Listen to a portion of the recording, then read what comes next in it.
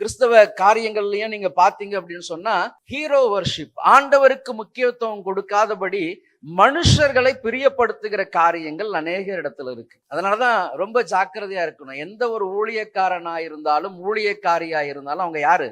மனுஷன். அப்போ அவர்களும் நம்மை போல பாடுள்ள மனுஷர்கள் தான். அதான் பவுல் சொல்லுகிறார், காலில் விழுந்தவுடன், ஐயா நாங்களும் உங்களை மாதிரி யாரு? பாடுள்ள மனுஷன் ஐயா, நானும் உங்களை போல ஒரு பாடுள்ள மனுஷன், எங்க காலில் எல்லாம் நீங்க விழ வேண்டாம். அப்போ ஊழியக்காரன் என்பவன் தேவனுக்கு சமமானவன் கிடையாது. அவன் மனுஷன், அவனுக்கும் மரணம் வரும், அவனும் மண்ணோடு மண்ணா என்ன பண்ணிடுவான்? போயிருவாங்க. அப்போ ஹீரோ வர்ஷிப், கர்த்தரை விட இன்னைக்கு அநேகர் என்ன பண்றோம்னா மனுஷனை மேன்மைப்படுத்துகிறோம். தயவு செய்து அந்த தவறுகள் இருக்கக்கூடாது. அதே போல குடும்பங்களில், ஐயா இந்த குடும்பங்களை மனுஷனை பிரியப்படுத்துகிற காரியம், இதெல்லாம் கர்த்தர் அருவருக்கிற ஒரு காரியம். கனம் செய்யலாம், என்ன பண்ணக்கூடாது? புகழ்ச்சியாய் உயர்த்தி, எங்களுக்கு இவர் இல்லைன்னா ஒண்ணுமே கிடையாது, அவர் இல்லைன்னா ஒண்ணுமே கிடையாது, உயர்த்தி பேசுகிற அந்த தன்மைகள் இருக்கக்கூடாது. இதெல்லாம் விக்கிரக ஆராதனைக்கு உகந்ததாய் காணப்படும். அப்ப இந்த விக்கிரக ஆராதனை தான் என்ன பண்ணணும் அப்படின்னு சொன்னா முழுவதுமாக ஒழிக்கப்படணும். நீங்க பாருங்க, நல்லா கொஞ்சம் சீர்தூக்கி பாத்தீங்கன்னா அநேக குடும்பங்கள் ஆசீர்வதிக்கப்படாததற்கு காரணம் இந்த வகையான மனுஷீகத்தை